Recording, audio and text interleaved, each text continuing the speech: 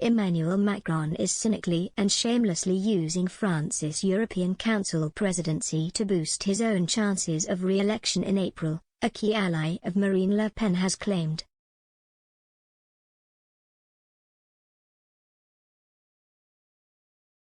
Nicolas Bay also claimed Mr. Macron's speech to MEPs in Strasbourg last week had hinted at an ambition to become president of the European Commission, although he said the former banker had ended up sounding like a Commission spokesman.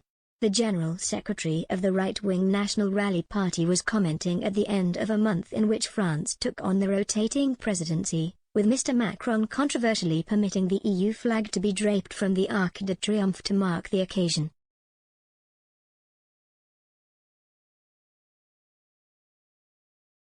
Mr. Bay told Express.co.uk, Angela Merkel's long-awaited departure has in a way left Emmanuel Macron as the sole heavyweight of a European Union that is out of breath.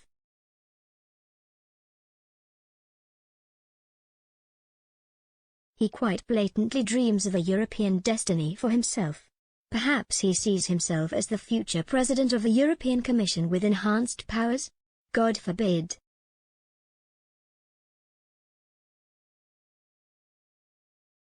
In any case, his speech was overall very conventional. Apart from a few details, he sounded more like a Commission spokesman.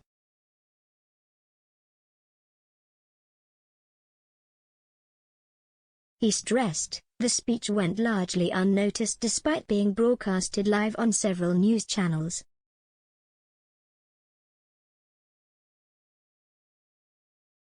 But Macron does not wish that the French are actually interested in the EU anyway. What he wants is that through the EU, through this French presidency of the EU, FPEU, the French are interested in him. The goal is only to put on a show.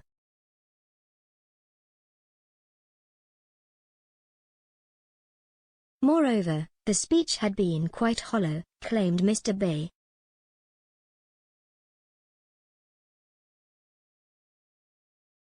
He added, Macron only reiterated promises already made and not kept, such as the ones on borders, or unfolded a program that is not so much his than that of the Commission.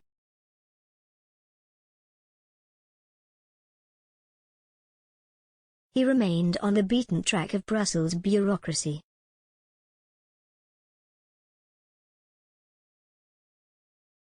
Even in the hemicycle of the European Parliament, where he came as in a conquered territory, he was only very softly applauded.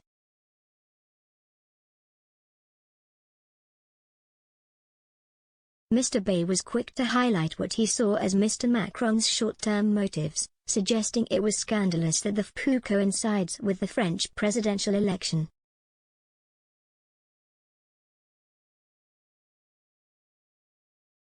He said, Emmanuel Macron is of course not responsible for the planned timing of the EU presidencies, but it was well within his power to shift the FPU with the next presidency, Czech Republic, to avoid such a mix.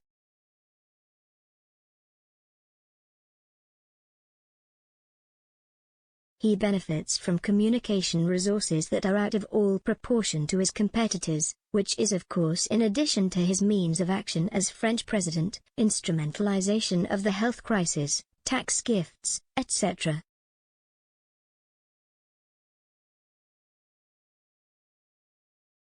Mr. Bay claimed, in this case, he is cynically and shamelessly using the FPU to serve his campaign and his personal image.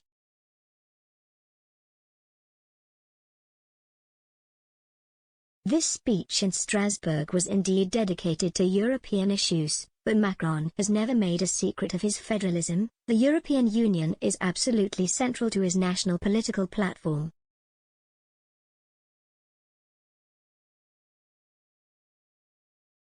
Thus, the line between a FPU speech and an election campaign speech is extremely thin.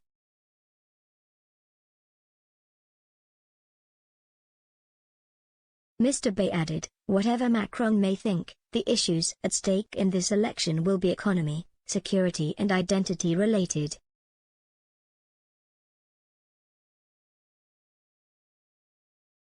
These are all issues on which the president has a record. His failure is obvious.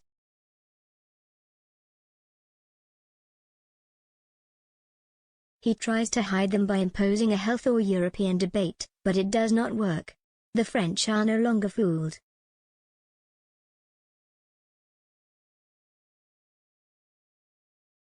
During his speech on January 19, Mr. Macron said, "Our generations today need to recast our Europe so that it meets its promise of being a democracy, providing progress and providing peace."